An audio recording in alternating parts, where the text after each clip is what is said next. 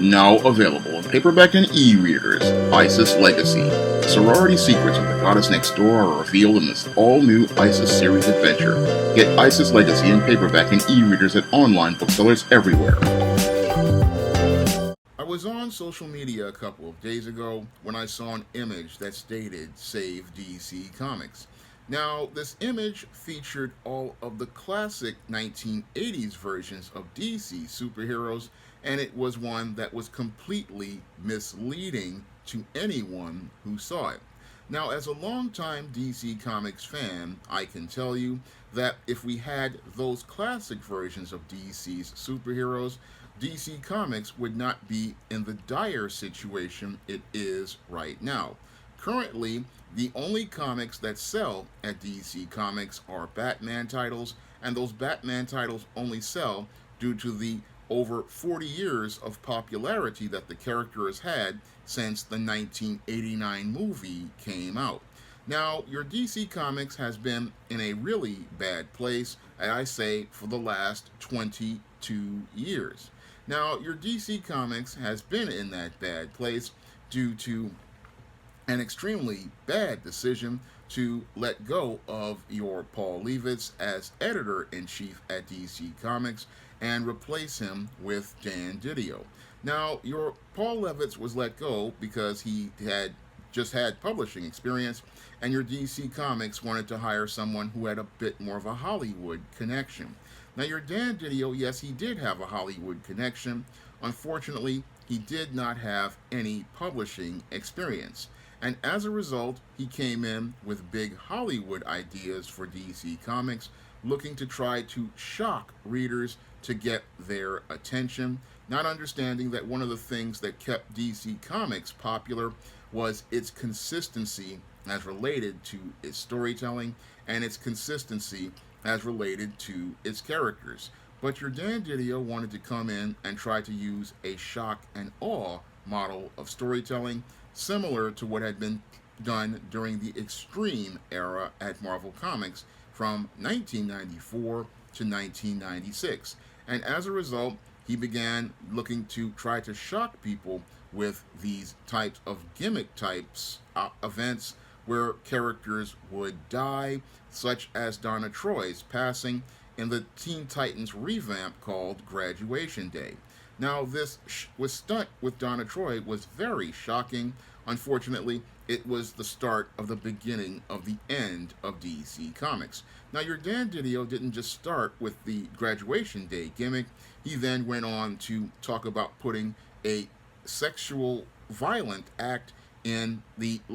next event, Identity Crisis. Now, putting this sexual violence in a comic was something that he thought would be shocking, and he also thought it would be shocking to put in Identity Crisis where these DC characters would vote to mind wipe Sue Dibney, the wife of the elongated man, and make it like it never happened. Unfortunately, many longtime comic fans really got upset about this Identity Crisis storyline and the fact that these characters were not acting consistent with how they acted previously, and this was a thing that alienated a lot of comic fans, in addition to the disturbing act of sexual violence being presented in the pages of a DC comic, which was at one time considered to be a family brand of characters that many comic fans felt they had no problem sharing with their children. Now, Identity Crisis really started the decline of DC Comics as your Dan Didio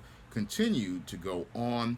producing many stories featuring lots of gore and violence, which had escalated, where we saw Blue Beetle getting his brains blown out in the Infinite Crisis, and we also saw in other storylines characters like Roy Harper getting their arms cut off and mutilated, and he thought that this type of shock and awe type storytelling would win over DC fans, but many DC fans became more and more disgusted with what was presented in many DC storylines, such as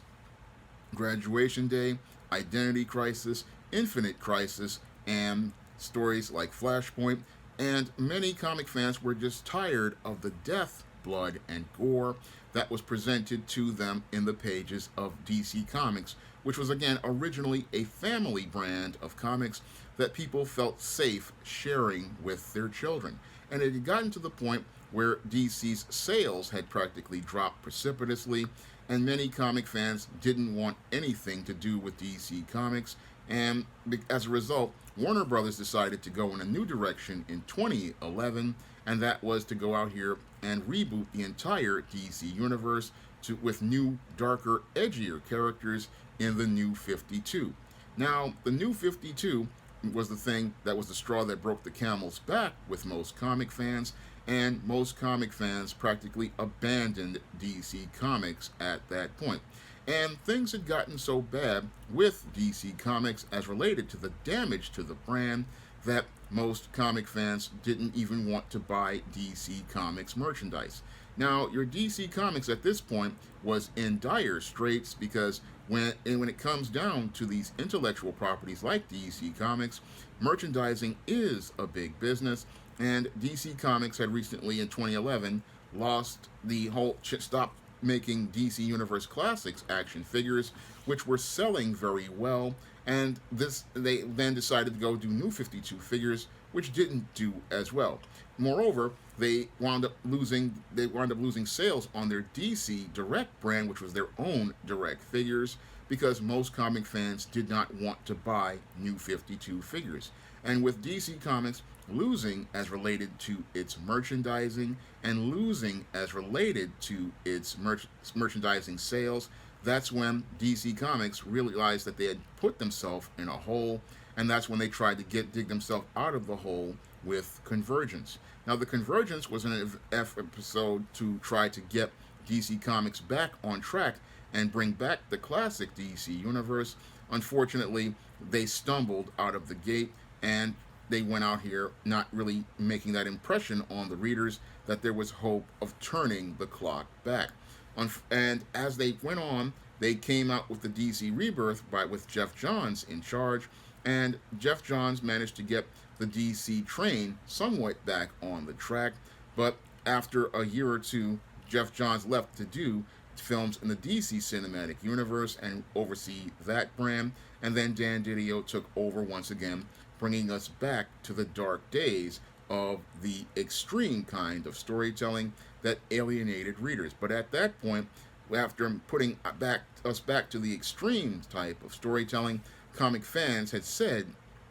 enough was enough, and the DC brand has fallen precipitously ever since that point. Now, your Dan Didio was let go when Warner Brothers was bought by AT&T, and your DC Comics has gone through different editors, like I think his name is Mark Cherry, and another individual. But at this point, there is no stopping the sliding as related to sales, because currently today, the only books that sell at DC Comics are Batman and Batman-related titles, and most readers are not interested in reading any DC Comics. Now, the reason why most readers are not interested in DC Comics these days is because the structure of the DC Universe has been so extensively damaged that nobody knows where to start with DC Comics. Most comic fans know who Batman is from the movies, but they don't know who the other characters at the DC Universe are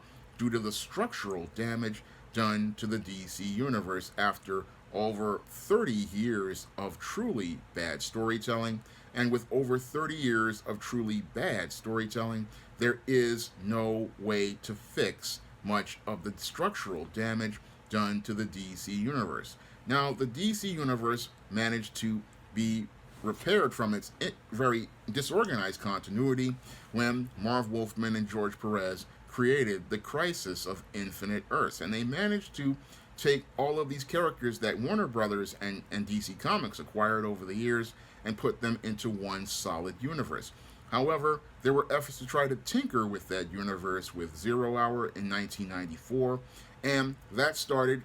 the whole thing as related to damaging the structure of DC Comics. Now, your Zero Hour didn't have much of an impact on DC in the 90s, and DC in the 90s was a new golden age. Unfortunately, As the 90s turned into the 2000s and Dan Didio came in charge, this is where your DC started to have the structural issues, because with each of these events that they did, it starting with Identity Crisis, it started to do damage to the structure of DC Comics by saying that things happened that didn't happen. Characters acted in ways that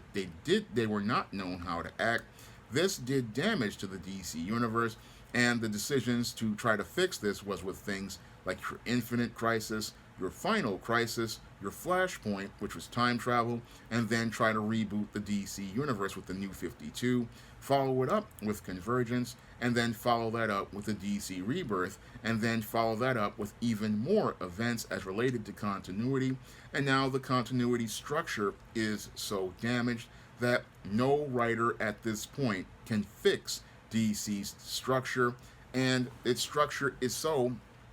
broken at this point that the only thing that anybody can do at this point is watch as DC Comics practically collapses at this point. Because the work one writer would need to do is just too much that would need to be done. And as a professional writer myself, I can tell you, looking at DC Comics, that it is so structurally damaged at this point that there's no way I could come in here and practically fix anything at this point. In 86, Marv Wolfman had no problem fixing it because the continuity wasn't too bad. I mean, you had 3 Earths and alternate universes, and pulling them together into one Earth would be no problem. And that whole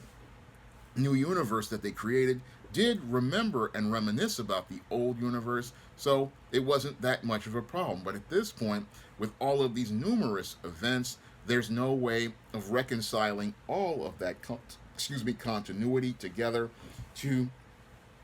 make anything work. And it's just the structure at the top is so heavy with all of this continuity baggage, to the point where if a writer tried to wrap any sort of form around it, the whole structure would completely collapse. Because in storytelling, there is structure and form, and a writer has to have good structure from minute one in order to wrap the form of the story around it. If you don't have a good foundation for your universe, if you don't have a good set of themes set as related to the structure of your universe to ensure that events happen consistently with each other, there's no way to wrap a form of storytelling around it, and there's no way to make each of those stories work together to make the universe consistent. And that is the big problem over at DC Comics.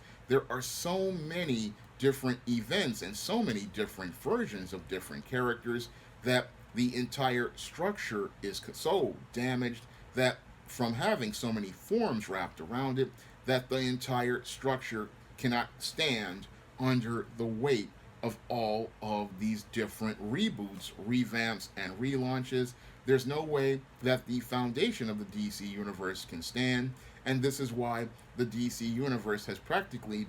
collapsed overall, because creatively, there's no way a writer like myself could come in and fix any of this stuff at all. I mean, in order for a writer to come in and work with one of these characters, they would need to go out here and practically demolish everything for the last 20 years and then possibly rebuild. And that's just too much work for any creator to go out here and do. And that's one of the reasons why when I look at companies like DC Comics, there's no way you can work with that, because you have to go all the way back into a character's history, dig out all of the garbage from over 20 years of reboots and relaunches, and try to get in there and then try to undo all of that stuff. And trying to do all of that stuff, that can take years and even decades to do, because you have to really literally undo all of that bad writing to get to the core of what that character is. So you would have to come in here and practically undo lots of bad writing, and that's just too much work for a creator these days. And this is why many independent creators like myself would rather go out here and build our own characters and our own universes, like I am on the SJS Direct universe, because it's just too much work to go work with this character who has a dozen versions, a dozen variants, a bunch of histories, so many forms around a crumbling structure, and it's just not worth the time to go out here and work with that kind of character. I mean, DC's characters, yes, they are very popular, they are very iconic, but it's just not something a creator could work with, because you're just so, the whole DC universe is so structurally damaged by decades of bad writing that there's no way a good writer could come in and be able to build anything of substance on that platform. And that's the sad, horrible state of DC Comics at this point. And that's why many comic fans are calling DC Comics dead comics, because they understand that there is no way of saving DC Comics, because the amount of work that would need to be done would basically be practically taking us all the way back to a Superman #1, all the way back to starting the entire character over and starting all of the characters completely over at this point. But because so many people know who these characters are, there's no starting these characters over, and that's why the brand is falling apart. Now, your Discovery is alleged to have been going out here looking to sell each of the characters, but I don't believe that to be true, because the IPs are extremely valuable. But as related to the publishing division, there's no saving DC Comics at this point, because of the structural damage that has been done to the brand and the structural damage that has been done to the characters. There's nothing any creator can do at this point, and it's really sad for a longtime DC Comics fan like myself to say that. But as a professional writer with over 30 years of experience, I can tell you that it's just too much work to come in here and try to dig out all of that baggage and try to rebuild a character and try to market said character to an audience that just, when they look at the past 20 years, they don't have an incentive to come in and buy these books, because they don't know if anything is going to stay, and they don't know if anything is going to remain consistent for the next 15 to 20 years. They don't know if if these stories are gonna resonate as a classic. And this is the thing that is really the biggest impact on comic fans, is most people, they don't trust DC Comics like they did back in the 90s and the 80s, and they don't trust it because they don't know whether an editor is going to come in and practically reboot everything that they've connected with. And that's the main reason why people don't want to save DC Comics, because they don't know if anything that they read in the next 5 or 10 years will be considered canon in the next 15 to 20 years. So most comic fans used to love DC Comics, but at this point they see the brand as something that is beyond saving. And when we look at DC Comics, we see it just like we saw Charlton in the 70s. It's just a brand that's on its way out, and the only thing that is going to be left as related to DC Comics, as I see it, it'll be used as something to go out here, and they will be reprinting books, and in order to keep the trademarks, and they'll be merchandising just to keep the trademarks, and that'll be about it as they plan the next movie based on the IPs, because the books just aren't appealing anymore outside of a handful of titles like Flash or Nightwing, but the rest of the books are absolute garbage, and there's no saving DC Comics at this point, because there's no point in trying to save a brand that is mechanically damaged. I mean, when I think about DC Comics, I think about a 71 Nova that has been smashed on the front and the back and has had the roof caved in, and you have some guy talking about he's going to rebuild this car. No, at this point, this car is practically a total loss, and the only thing you can do with that car is take it to the crusher, because there are no salvageable parts in that car, and at this point there's nothing you can do except sell it for scrap and get whatever you can because the damage is so extensive. There's no way of repairing it. I mean, when you have a car where the front end and the back end are smashed and the hood is smashed, there are no salvageable parts, and that's the way DC's structure currently is. It's in a place where there's nothing salvageable at all in that universe, and there's nothing salvageable at all because people did not understand how the business of comic publishing worked. Now, if you want to see me make more videos like this, you can donate to my Patreon, my PayPal, and my Cash App by clicking the link in the description box. And if you want to pick up some of my books on the SJS Direct imprint, that in the SJS Direct universe, like the ISIS series, the E-Steam series, the John Hayes series, and the books of the Spinsterella trilogy, you can find those books on Amazon.com in paperback and Kindle format. You can also find them on Smashwords, the iBookstore, and Google Play. That's all I have to say for this video. You can comment, rate, and subscribe. Now available in paperback and e-readers, ISIS, Revenge of the Cyber Goddess. The goddess next door takes on the threat of a deadly digital diva driven to destroy the world in this action-packed, all-new ISIS series adventure. Get ISIS, Revenge of the Cyber Goddess featuring a bonus pin-up and the other 2 books in the Cyber Goddess saga at online bookstores everywhere today.